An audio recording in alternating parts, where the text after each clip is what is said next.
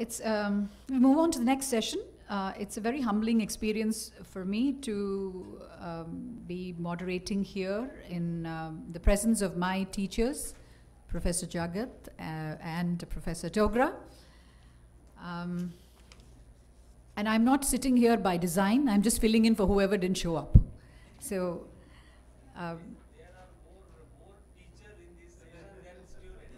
Yes, sir, it's meant to be for the teachers, to share their experience and share their wisdom. Yeah, that's what it's meant. It's meant for the veteran teachers and for the wannabe teachers, for both, yes. So we move on to the next one, which is a mixed bag. And I invite Professor Dogra to speak about how I deal with my problem resident. Oh, yes. Photo time, Dr. Dogra. Give us a...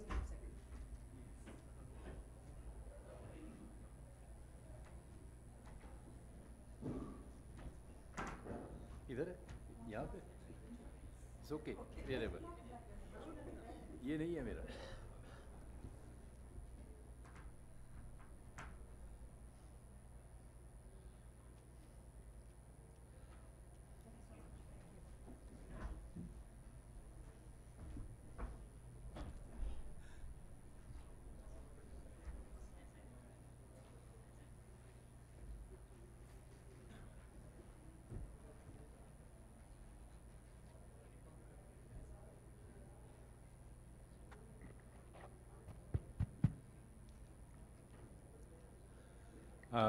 Good evening, friends, especially Meenakshi here, who belonged to our institute from PGI, and she was there long time back.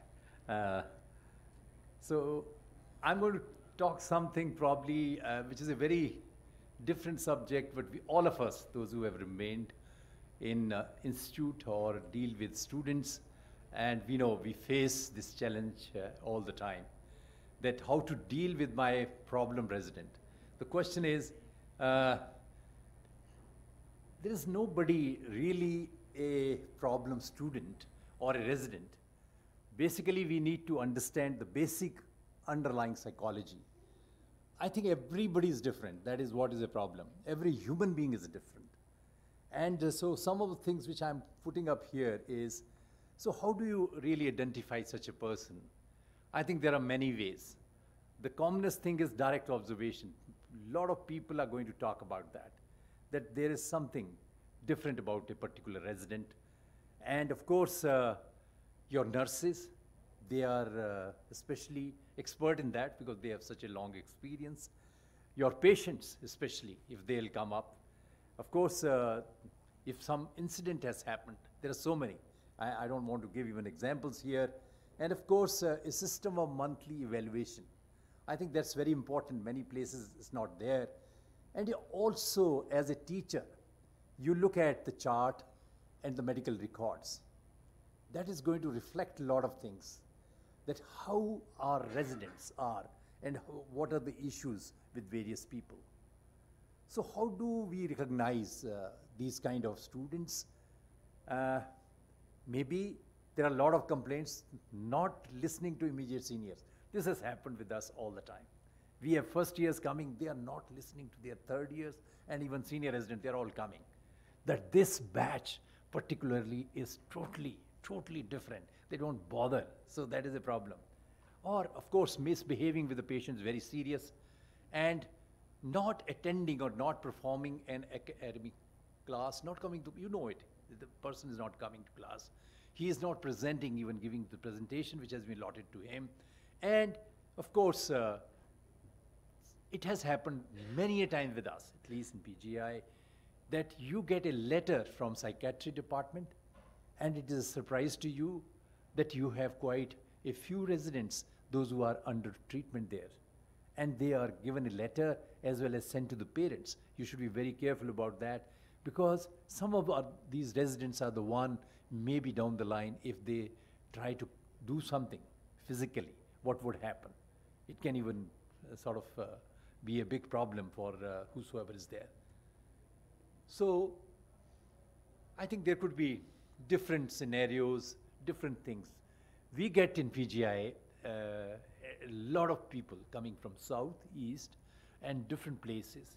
They have a problem of language, food. They don't understand. They don't speak a word of Hindi. I think that's what happens. And I think Professor Jagat would know how difficult it was for Lingam Gopal. They were batchmates, both of them. That he would speak something else and the patient would do something different. So that is what used to happen. And certainly, I think we need to look at every aspect in a different way. And this is something I think these days we get pushed. Ophthalmology is not a first choice. This has happened recently with our residents. Of course, I have now superannuated, where a very bright girl has been pushed because her parents are very keen that she should do ophthalmology. She doesn't like ophthalmology. So you see, if you do that, we have examples of very bright people now doing potteries. You see, and she's LVP trained. She was one of the brightest residents we had, Rashmi. She was closer to you somewhere. And wherever she worked, they wanted her to work with them. No, she never wanted. She does pottery and farming after going through all that. So I think that is where we have to understand the psychology as well as what even otherwise for the parents they have to be made to understand that what could be the different issues. Then problem with seniors or personal life. Senior problems are there. We have some bullies. They are among teachers. They are among senior residents. And they are, some of them, their own immediate seniors, maybe first year to third year resident. And they can be really real bullies. And this we have seen many a times. And they will threaten them in a way that they are not supposed to divulge to anybody. So that is also a problem. So how do you find that? I think these issues are very important. As teachers, we have to somehow go across other students, other friends of theirs in a group, that so that we can find out the real reason why it is happening. Because otherwise it's a serious issue. They go into depression. That's how they reach sometimes the psychiatry department. Then insecurity of the future. This is happening more and more. I think we talk so many things these days. Even our government wants more and more doctors. But they all will stay in big cities, you see. So they'll be mushrooming everywhere. They'll not go back where they are needed, so that probably nobody realizes. So the problem is the future is very insecure.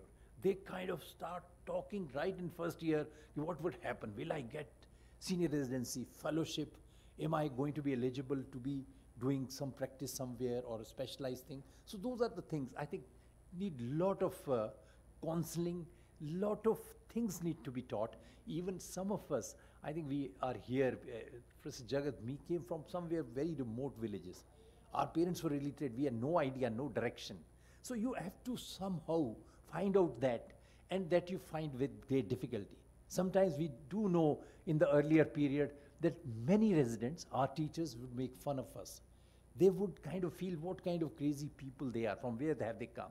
No, it should not deter you from that, and you have to take more guidance and be more focused. That's how perhaps you will not have you'll not turn out to be that kind of a problem residents. And there are some are absolutely childish. They'll never grow. And parents these days are responsible for that. They have so much parenting done to them. They don't even know once they move out that how to live even one night somewhere, how to have food at other place. That is, so those are the issues, you see, you need to deal with them, and you have to talk to them. You have to introduce them to other people. Those who are with them, they are senior. There are so many others, those who could do that. Of course, there are certain unacceptable behavior. If you have a person, we have these problems of addiction these days, a lot of substances being used, or totally unethical behaviors. I mean, they could be absolutely doing certain things where they may physically not only harass people, they could be sometimes issues with the female residents, with serious ones. I mean, there is no question that such people should be staying there. And I think you have to involve their parents and other people, and because that is serious. So the common underlying scenario one must understand, because of the different language, culture. I have talked already, think food. I think we have to deal with all those things. And also the first choice, is it their choice or not? And then also analyzing their seniors. And of course, so many insecurities of future. So all these things I have already enumerated to you. So early detection is very important. How you're going to benefit the resident. Then only the timely evaluation and sort of interaction you can do. You have to have a specific feedback and discussion. It is to be more specific than what we as a teacher, whether we kind of get sometime ourselves very much chipped off. How can they write like that to me? I remember when I did my fellowship in USA, in 1990, I was supposed to take a class on diabetic retinopathy to the resident. And there was another consultant who was associate professor. They would give a feedback sent to dean and write there, this gentleman wasted our time. He had not prepared well, and it used to be absolutely presented. And I was very lucky. They said, they wrote nicely about me, that this lecture was very well prepared. I used to be so scared that whether I can speak the same way. So that's what the feedbacks are important. So here also it's very, very important. So changing the schedule of it is very important. We have had, Professor Jagat is here, so many people coming from Northeast, from different places. They have such difficulty. We change them we get them very light posting. We even used to tell them they don't even know the language. They have every problem. So you need to take them out of that stress. Don't expect them to do the same which others are doing. That is very, very important. And I think parents need to be part of it. Make them, they should be informed. If you don't inform them, tomorrow something happens, absolutely you're in soup and you can be behind bars. I can tell you that. Then, of course, you need faculty role models. Yourself be a role model. That is how probably it gets rubbed onto most of the people. They may change. And identify the close residents. That is where we get the information, that this person has these issues, sir. And these are the issues which nobody knows. So I think that is very, very important. And may need help of a psychiatrist. Again, I'm coming to that because they help in a way which nobody else can help. I think I need to acknowledge my Ramandeep here from Advanced Eye Center for helping me a little bit here with some of the slides. Thank you very much, friends. Thank you, Dr. Dogra. It was a lovely lecture. Years of experience, the voice of experience.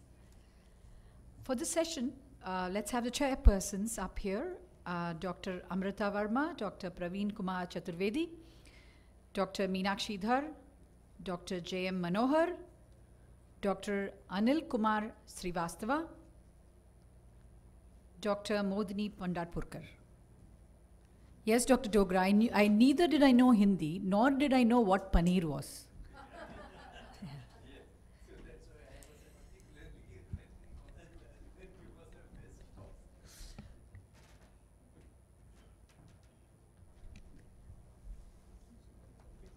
So we start with the first debate. Are you ready to go, or okay? Resident update at another center other than the mother center. To send versus not to send. So Dr. Shubhangi Prashant Nigvekar is going to speak on to send. She wants to send them. Please.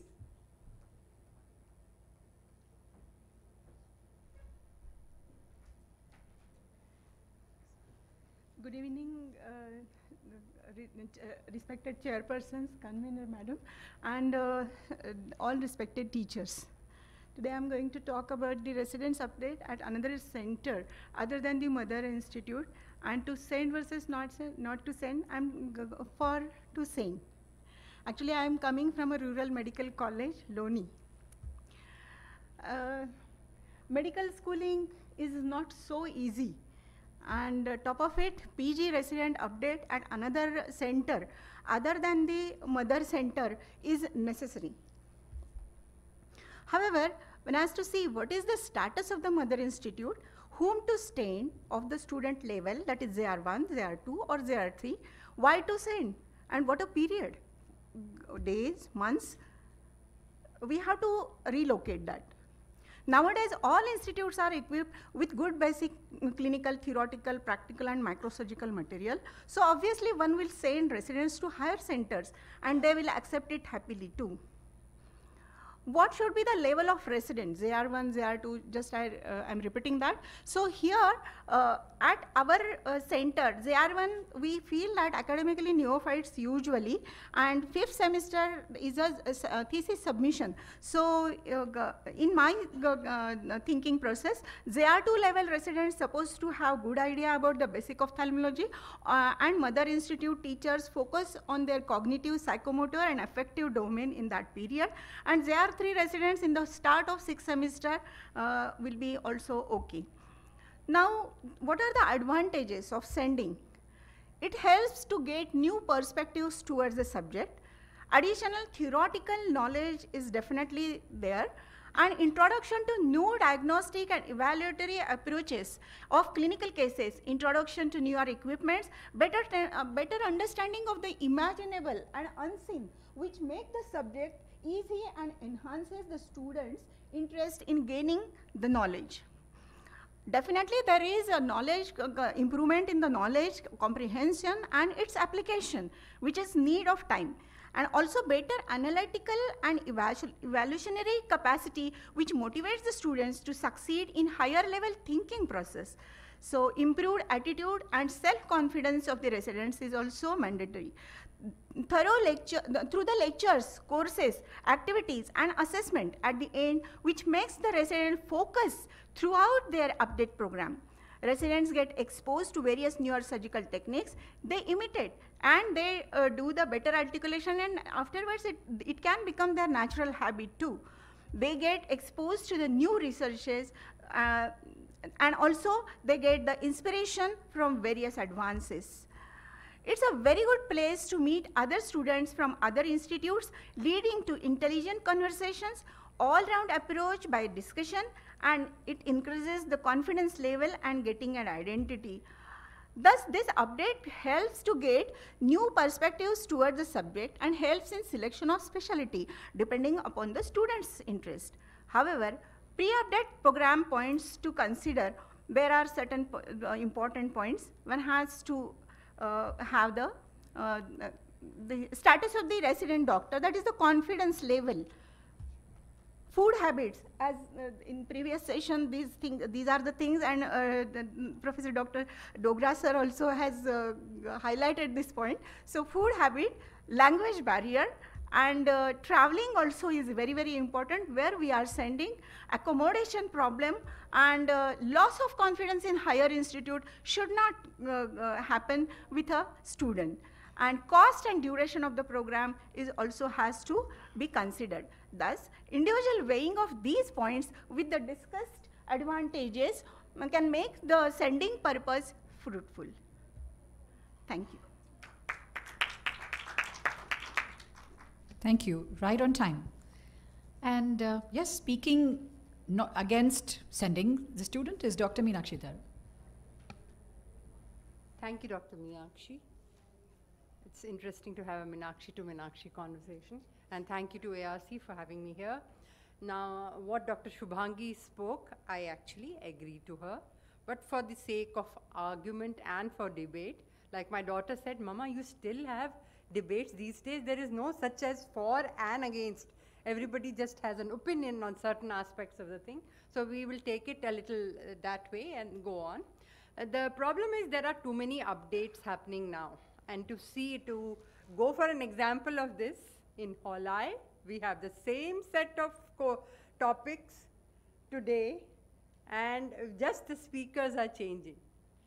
So yes, one can say you are having two different perspectives on the same topic, but I don't think there is too much of repetition. Too many people are ready to organize, too many people are ready to sponsor, too many people are ready to conduct. And is it justified for people just to be going and spending every Sunday from one Sunday to another, and you are not doing any programmed thinking, nor you are not doing any reflection. You are just going and sitting and being there as a passive listener. Passive listening has its advantages, but it cannot be the only means.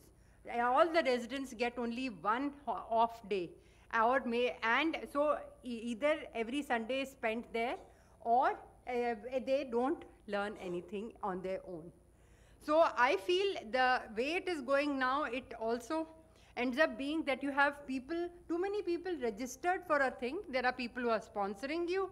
You go to another city, like they have started sponsoring all the postgraduates to a center, and everybody, the presenters are, the organizers are conducting beautifully. The presenters have worked on their thing, but the audience is few and scanty. And the institute from which they have come, they have given them leave to come here to be attending. How can they be behind them to see how many sessions did you attend and how many sessions you were out? And if it happens to be a place like the place that I come from, Cochin, they'll all be on the beaches. So it also becomes impractical to incorporate it in your system, especially if there is a residency system where you have only 1 or 2 residents. How can you keep sending them out for updates? And these days, everything is online, is internet based. You can have so much resources just where you are sitting. In fact, that's why we are going away from conferences and going into more into webinars, so that in your own space and at your own time, you can access the knowledge which is available. Also, travel logistics are going to get more difficult, and with Modi ji saying that doctors take these advantages, I don't want to be political, but any travel, any organization, any stay will eat up money. Why should we go into all that? And too much time also gets wasted in going from one place to another. So and they also lose out on clinical work. See, the pillars of our learning are academic, clinical, and practice. So if we don't actually see a patient, talk to our patient, use our thinking process to diagnose a patient, do something on a patient, you may know it all, but then you have not really exercised it. And only once you exercise it, will you do it better next time. So we need to give more time for that. And the lectures that come, the people who present it, very often they are just didactic, and you'll see that if a person has taken a class on toric lenses, the next time he takes it after 6 months in another podium, the talk is essentially the same. So people are not also going to change it so much, because it's a complete thing. So to cut the long story short, I feel time has come to put an end on the number of CMEs that one goes to, and learning can be very well done in your own center. Thank you.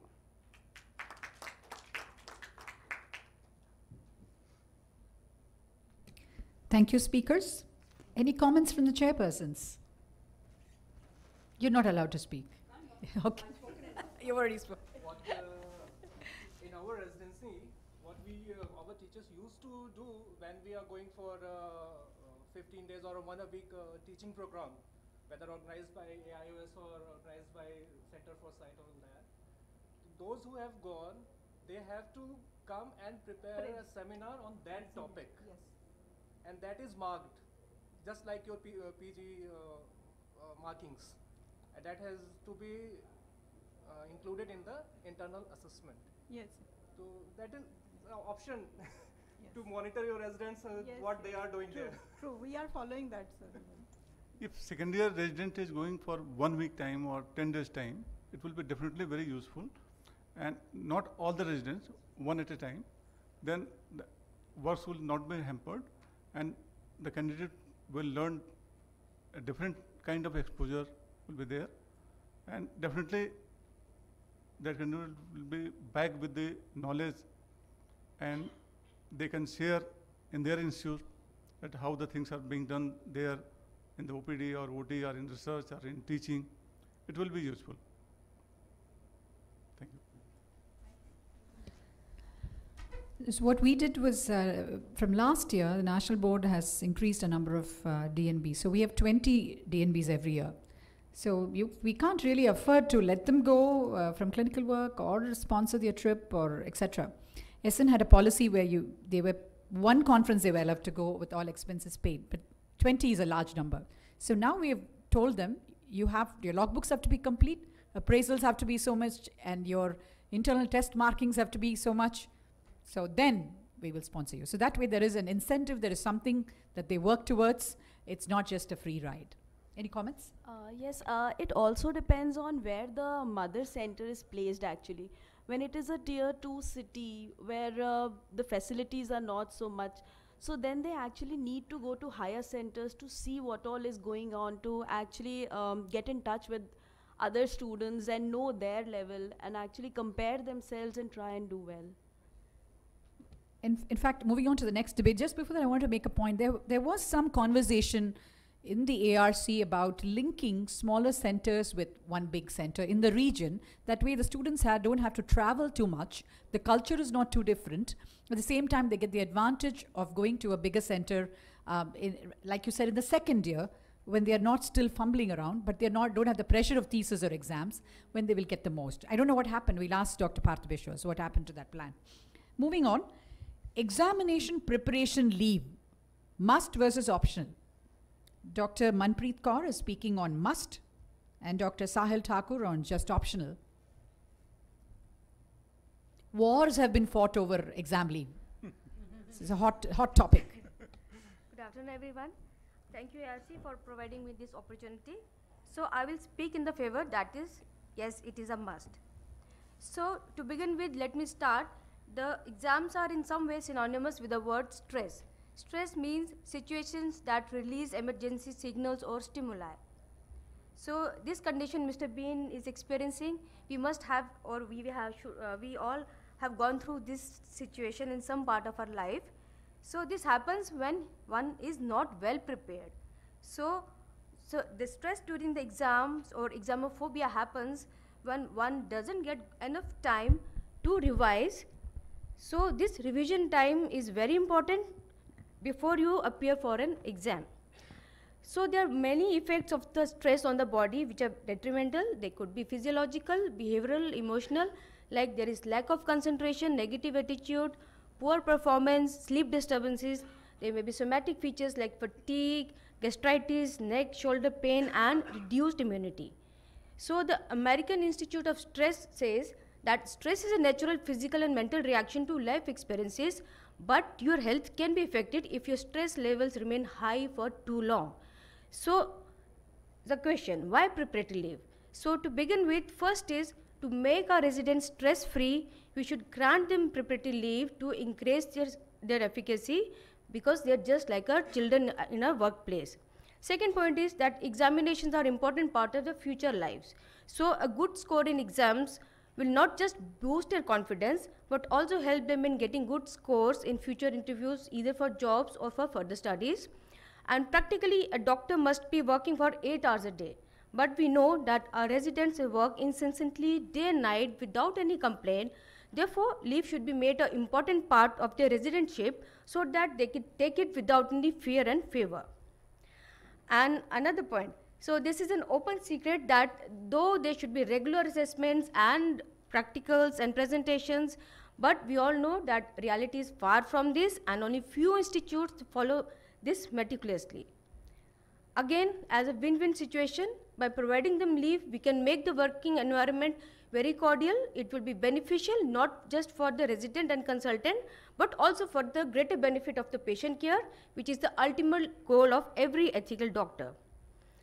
And most important point is, there is always a difference between a concept and factual knowledge. For example, consider the point number 2, question number 2, describe the stages of development of angle structures and aqueous outflow channels. So the fact is, the resident may be knowing that what are the different layers derived from either mesoderm, endoderm, but to memorize that what stage of gestation, 4th week, 6th week, he has to memorize these, and these things then need repetitions or revisions. So he cannot do it night before the exams. Suppose he's working till 4 or 5 and next day he has exam, so much of syllabus he has to memorize, so factual knowledge needs to be repeated or frequently. Uncommon is some residents, they don't get proper time during their residentship because of obligations like marriage and family obligations. I got married during my PG, so I know it's very difficult to study when you are married. So another more important point is, in medical education, there's only defined syllabus to be covered. There are no textbooks which are prescribed, but only reference books. So the student has to consult so many books and journals. So in the end, he has to sit down and compile what the notes he has made from different books and journals. So this requires time. So this time can be only happen if we give them some leave just before the exams. So so no doubt we need to be strict for the maintenance of discipline and proper working culture. But like a guardian, we should also take care of the emotions and mental well-being. So by giving a little bit from our side, we can maintain the eternal relationship of Guru Shishya, the divine nexus from the old age Indian tradition. So I just want to make an appeal to all the members of fraternity to make it a pan-India phenomenon to provide examination leave for all residents of every college. Thank you. Thank you. I'm going to suggest you go as our voice to the National Board. National Board says no exam leave. So, but we have some ways around them. Don't tell them. Thank you. That was excellent. So, the counterpoint, yes. Hello. Okay, so it's a very difficult topic to speak on. I'm very happy no residents are allowed, and they are not around here. And I agree with Dr. Manpreet, whatever she said, totally agree with her. But yeah, just for the sake of opinion, do we actually need holidays and do we actually need exams? Just throw out a random mixed bag of questions. But again, exams are needed because we need to have a measurement of how good we have been trained, how good we can go out in the society and serve our patients. So again, exams are going to be there. Now coming to the second part. Which part of exams actually causes stress? So this was a study which showed that actually it's not the theoretical part that people are worried about. Instead, it's the long cases, the OSCE stations, or the short cases that give more stress to the students. So why I'm highlighting these studies is because this is a cycle of procrastination. This happens with all of us. We have a false sense of security because we know the exams are going to happen in like 36 months from now. Then we have some bit of laziness. We see our patients come back home too tired, cannot open a book. Then we have a lot of excuses. Then we still go into denial. It's almost the time when we have to submit our thesis, and then all of a sudden it's crisis time. And sadly, this cycle keeps on repeating. And now a lot of people have tried to look at this. They have tried to look at study habits, burnout, and why it happens. So I'll just like to highlight a few points here. If you give equal stress on both your patient care and your studies, and the frequency of reading every day. So this is ABSITE. ABSITE is a surgical exam that's taken. It's like a pan-country fellowship exam. And they showed that if you read every day, your performance is much better and the betas are quite high. Another thing is reading habits and what I earlier said, equal focus on both the final exam as well as clinical care. And moreover, study sessions, even 30 minutes a day is enough. And those who perform weekly and daily perform much better in the ABSITE exam. So these are both studies from the American Board of Surgery. It's somewhat like the DNB in the US. Next part that I'll quickly want to touch is, are seminars effective? So there were these studies which showed that yes, seminars, if they are done regularly and if they are attended well by the students, it leads to deepening of knowledge, more confidence in your answers, better attendance and better grades. Throwing there another ball in the box, that is there a better system? Is our 1 to 100 grade of grading people actually giving more stress than just having a pass-fail system? So this was a study from Pakistan that actually showed that a pass-fail system leads to less stress and better performance. So why I'm highlighting all of this is, your real exam are these patients. It's not what you grade, what you get scored at. It's the patients that you are going to see, and that's when something very important comes in. You have to be inculcated with reading every day. A lot of cases will be new cases that have never been described before, never been seen before, and until and unless you have a feedback mechanism, you can actually not properly perform in the real exam. So the research way is what I call the right way. So again, coming back, are exam preparatory holidays needed? So this is a small system that I thought would be good. If you have a regular discipline scheduled, if you address procrastination every day, if you have an active learning, if you equally focus on reading and patient care, probably if we have and we address and have an alternative evaluation system which focuses more on everyday learning, everyday performance in the clinics, seminar-based learning, there is a more holistic assessment of these students, then it would kind of better prepare us for our real patients. It would inculcate a research temperament and also lead to smart work, which at the end would help you perform better. So we would go from I won't do it to yes, I did it. So that's just my 2 cents on it. Thank you.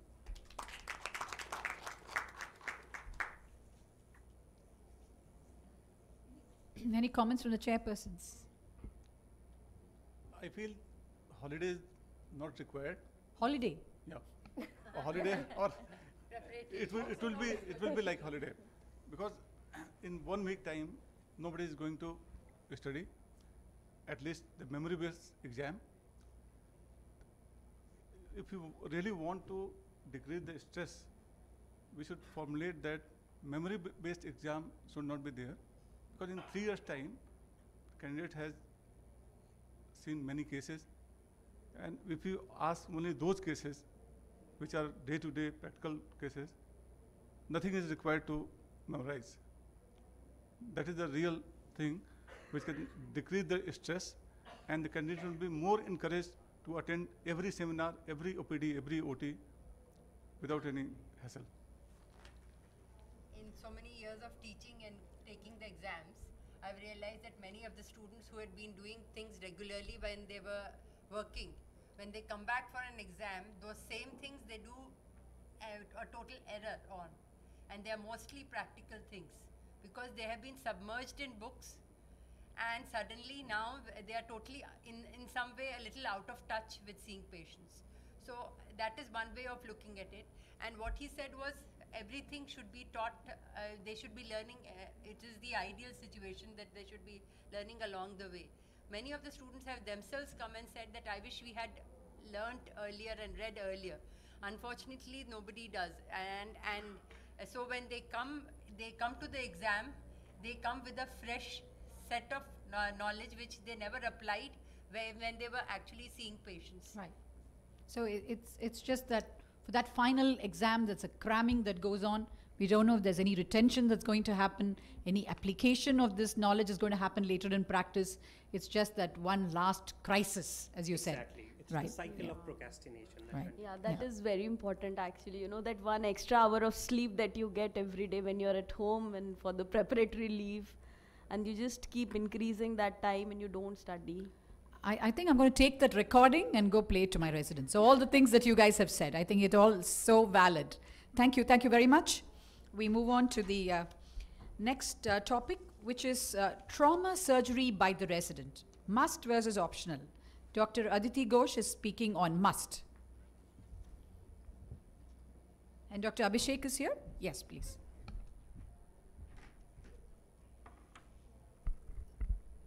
Good evening, everyone. So I'll be speaking about trauma surgery by resident, a must. Nil financial interest. Tell me I forget. Teach me I may remember. Involve me and I learn. So why in residency? So it is a new skill, and these are fresh beginners who are joining, and aren't they first on call? The moment the first years enter, I remember the second years to tell that you have to go and see the emergency patient first, whether it be in the OPD or the night calls. So why not introduce them to what is going to happen to such patients? And obviously, they'll be under supervision. So what will be the prerequisite? Definitely, I'm not expecting that first day, first year surgeon, first year student is going to perform a surgery. He needs to know the theory. He has to have wet lab practice, has to know the knowledge about suture material, how to take the knots. It is one stitch at a time process. So what all to know before jumping? Knowledge and prior experience in tissue handling. The resident should be taught how to respect the tissue, where to start. He has to know about the anatomy, the anatomical integrity, whether the patient has to, whether it has to be started from the limbus or the sclera or the cornea, about topographic closures, where to take the bites, which bites are closer, which are smaller, which are longer, what to touch and what not, when to cut the iris, when to touch the vitreous, where to stop, which is very important, what about the complications when you do it wrongly, and what is the prognosis of every case. And why not? Aren't they supposed to know about the assessment, the approach, the counseling process, the basic of trauma surgery? We are not going to limit them only with the classification of ocular trauma scores. And if not, primary repair is the most crucial step. It causes a delay in triaging. An underconfident surgeon during the first independent surgery. It is not that first day senior residency, the student is suddenly going to know how to do a proper closure, especially when the junior is standing in the side port next to him. So what is not expected? Unsupervised surgery. They always have to be under the supervision. Complicated or high-risk cases, extensive wound loss cases, IOFP, tissue requirement, multiple surgeries at the same setting. So I would like to conclude, these students are getting exposed to trauma cases in everyday practice. Theory, just textbook knowledge is not sufficient without the practical approach. And we should incorporate more hands-on training, lab training in our curriculum. They should know the case-specific approach, and obviously it has to be practiced under supervision. These are the students who are going to become the teachers of tomorrow. They are the budding cornea specialists, retina surgeons of tomorrow. And last but not the least, there are no shortcuts. There might be shortcut to success, but there is no shortcut to the skill. Thank you. Respected chairpersons, faculty, and ophthalmic fraternity present here, good afternoon to you all. And I stand against the motion of the House.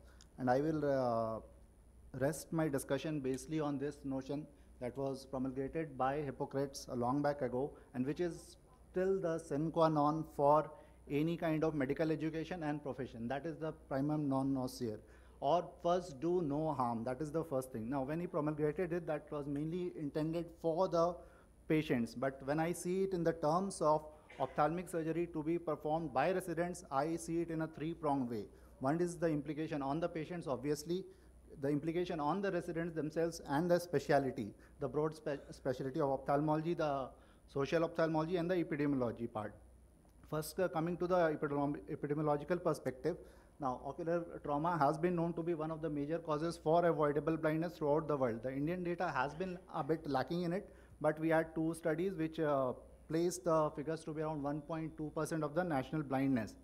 But now the highlight of all these data is that mainly it affects the children and young adults, first of all. Secondly, it has got a very high prevalence, 1.2%. So again, we are standing at the threshold of Vision 2020. Are we prepared to give these children and young adults with such a high percentage of avoidable blindness in the hands of untrained residents? Are we prepared to do that? So that is in terms of the perspective, in terms of the epidemiological perspective. Now, there was a paper in IGO in 2013 by Professor Natarajan, which mentioned the need for ocular trauma be emerging as a subspecialty. So that highlights again the point that it still remains as a underserved and unexplored specialty. So the need for training, proper training, as my colleague just pointed it out, it has to be a proper training with wet labs under supervision. Without that, you cannot risk the patients. Now, in terms of the patient perspective, yes, there was 11 commandments from Dreyer which says that confidence, whatever you teach, it has to raise confidence, raise skills, but with the best possible outcomes for the patient. And there was a study again by Valence et al., and this was basically not related to trauma, but related actually to the cataract surgeons. When they just evaluated the consent forms later on, 30% of the patients expressed unhappiness when they were being told that they were being operated by trainees.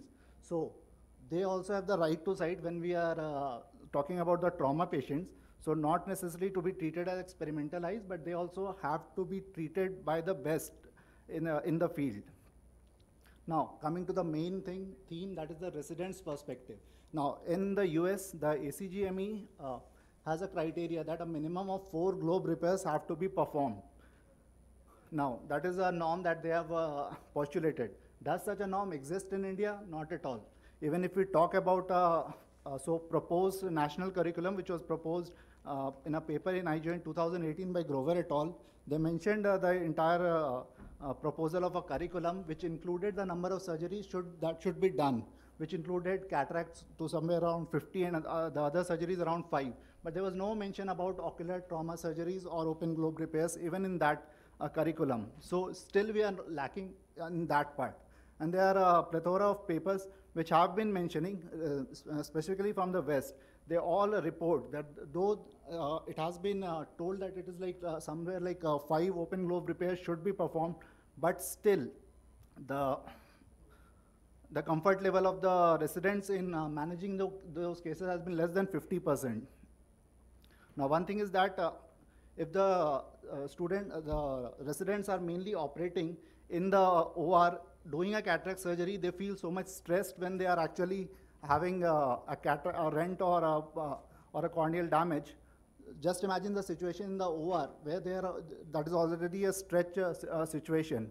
So judgment errors can be very high, and as my colleague just pointed out, the table scenario with all the senior faculty, is the presence of faculty really out there when the need is there?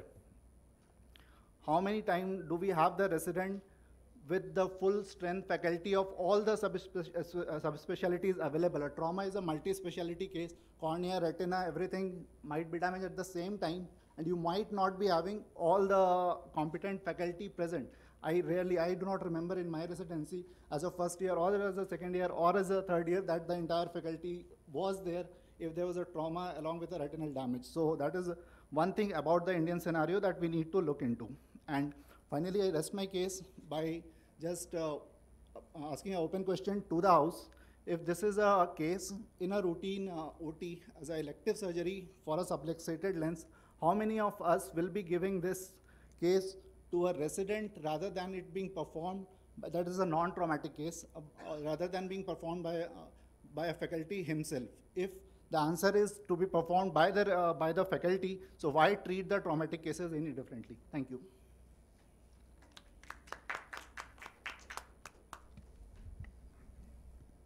Very good debate. Any thoughts on trauma surgery? In trauma, as such, there are many types. So, as he said, that traumatic subluxation is a different kind of challenge, and trauma simple corneal tear is a different challenge. So, simple cases should be given, must be given. Only then the resident will have a feel of tissue and how to suture it, how to manage it, and after all, it is reversible. If some sutures are tight or loose, it can be redone. So, in few cases, it can be given very easily, and in certain conditions where it is more challenging, definitely a senior person should do. So, the summary is that most of the cases should be done by resident under supervision. And it can be done depending on which level of residency you are in. And as you become more senior, I think, and your learning either way is there more, you should be able to apply it to a patient. Right. So in summary, the complexity of the case and the competence of the resident with adequate supervision. Yeah. Okay, excellent. Thank you. So we move on to the last debate of today's program, which is fellowship after PG versus senior residency. So Dr. Parveen Mongre is going to be speaking on fellowship after PG. And Dr. Deependra Vikram Singh is going to be speaking on fellowship. It says after senior residency. Are you going to be speaking instead of fellowship senior residency? All right, lovely. Sequential. Thank you. Good evening, friends. Such a lucky day for me today. I'm in front of 4 colleagues. Professor Jagatram, my teacher, Dr. Mangatram Dogra, my teacher, Dr. Meenakshi, my MBBS colleague, and Dr. Meenakshi, my MS colleague.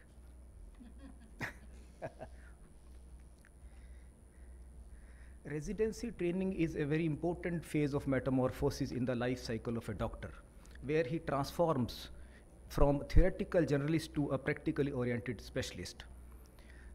Ideally, the training program should be designed in such a way that it should facilitate the acquisition of knowledge, understanding, skills, and attitudes to a level appropriate for an ophthalmic specialist who will become, so that he becomes fully prepared to start a career as an independent ophthalmic consultant.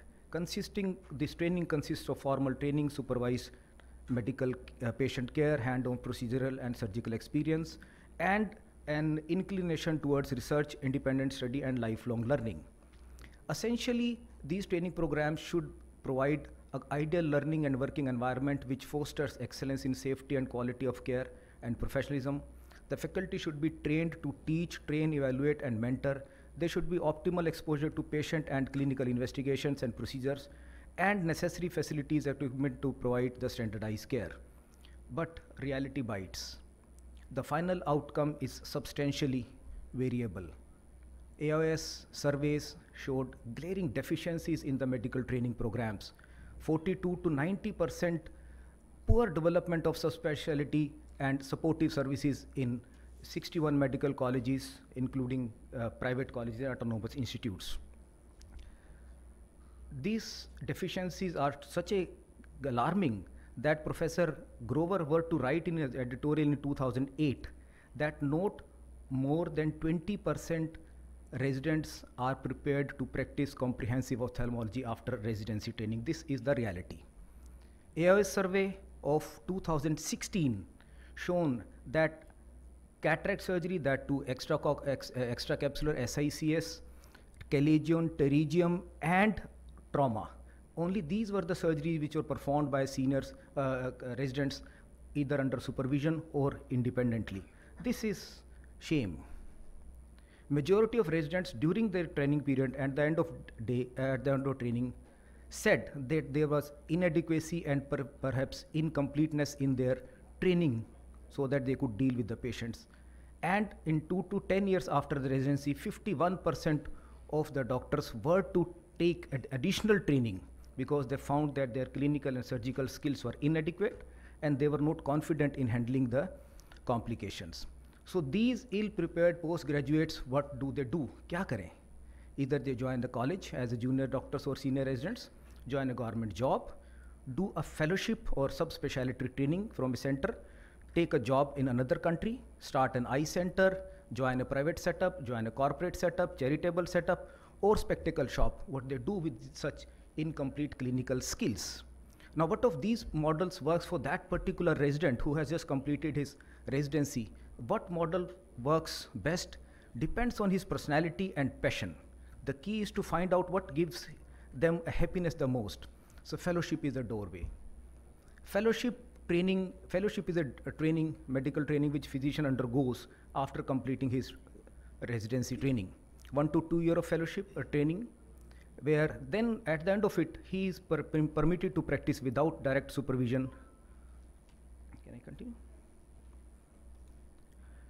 The fellowship lets them to expand their clinical and surgical skills. They allow you to become consultant without a need of supervision, gives best possible care to the patients.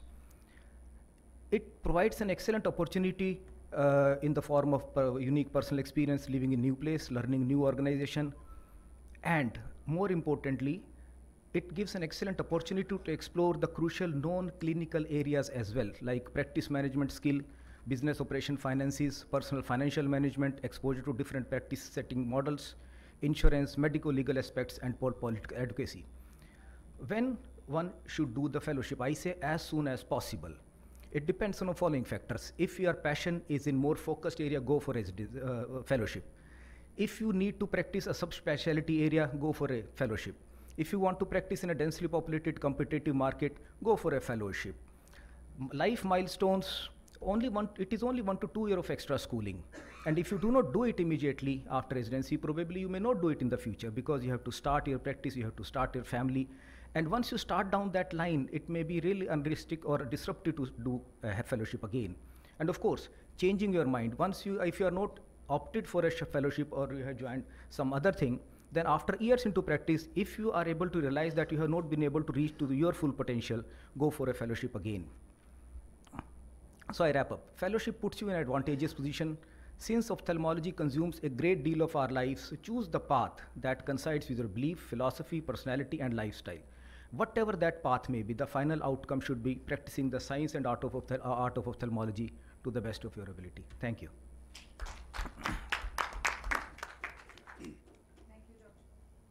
Thank you, Dr. Praveen. Dr. Deependra is going to speak on fellowship after senior residency. Yeah, very good evening to all of you, and thanks to Dr. Partha ARC for putting me among this elite panel of teachers. I left Teaching Institute 15 years back, so my knowledge might be little outdated on this. But little bit we are into this because we recruit around 20 doctors every year. So you can call us, we are end users of these programs, whether it is senior residency or fellowship.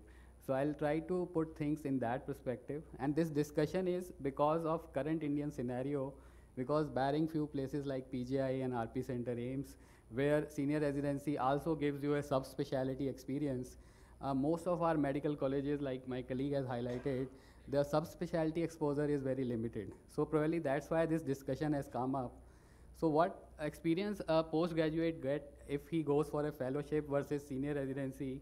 There is some differentiation. I think fellowship is more focused towards acquiring and refining your diagnostic, surgical, and clinical skills. You are connected to very good mentors who are your lifetime mentors, who are great clinicians and leaders. And you also get, this is one reason actually I like this topic, because off podium, many times our colleagues, kids and all, we have to advise them. And that's why I said, okay, I'll take up this topic, because we are doing this for last so many years, telling people what to do. So one reason I tell them to go for fellowship is that you get a research experience, which is very useful in their future career. And of course, they get to see best practices going on in these all fellowship institutes, which may be missing in government institutes. So that is one reason a fellowship is good.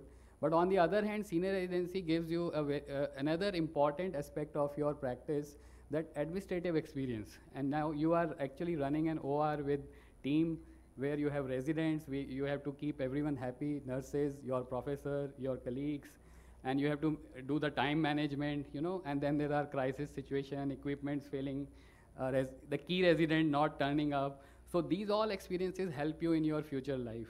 So if you jump directly to fellowship and then you land into practice, and then you learn it hard way in your own practice, which you have put up with, lot of efforts and resources. So that's why probably for people, who are not in that much hurry, senior residency before fellowship is a good idea. Also, it gives you a brief exposure to real life situations in practice and in journal ophthalmology, so that you are better prepared to know that what do I learn from fellowship. I've seen like a lot of fellows, they don't even realize that during 3 years of fellowship, what are their goals. They just go through it, run through it, and once it is over, then they realize, oh, we didn't realize, I didn't learn this part, I didn't learn that part. Second is, see, if you are in a good institute, it's easy. You finish your post-graduation and you go for fellowship at same place. But then there are people who do not have fellowship at their place. So they need some time to do this homework, prepare themselves, and find out the best options for fellowships. So again, during that period, senior residency might help them. And of course, some of us are very clear right from the day one of, yes, I have to do retina or I have to do cornea. But other people, actually, they need to see the subspecialty. Like if you have not seen the vastness of oculoplasty or squint, you will probably may not choose them as your subspecialty. So you need that exposure also during senior residency. And of course, if you are aiming for a teaching institution in your career, unfortunately, most of the good fellowships are offered by private institutions, which MCI is still not recognizing as a teaching experience. So that also is a limitation. If you go for fellowship, then probably you can miss that part. So I'll wind up fast. I think this I'm helping Dr. Praveen that what are the disadvantages of doing a fellowship after senior residency. The biggest disadvantage is that in fellowship, many times you are supposed to appear in a theoretical exam. So after 3 years, that might be a little tough thing to do. Ideal scenario would be that all fellowships should have a senior residency kind of thing club, maybe in the last year, where people can learn about administrative part, non-clinical part. And of course, they can have a junior consultancy, which is mandatory after finishing fellowships, because we are finding problems with fresh fellows. And of course, if MCI recognizes this fellowship experience from renowned private institutions also as a teaching experience, then probably this debate will, go down. And to conclude, I think I've already spoken about this, so I'll conclude that it may not be a bad idea. Thank you. Any comments from the chairpersons about timing of fellowship? I'm 5.5 years of MBBS and then 3 years of residency, again 3 years of senior residency, and then at least 2 years of fellowship. Do doctors don't have their life? They don't have right to get married, to have kids? This is an open question. I'll answer. Why don't our teachers teach us during residency or during senior residency? Why there is need for fellowship? If they are doing the practices in retina, cornea, so why there is need for fellowship for the residents? They can learn, they can get their skills in their mother institute themselves. I'm not sure whether I'm not sure what the structure of a senior residency is, because I never did one. But a fellowship in general is more structured. That's the advantage of a fellowship.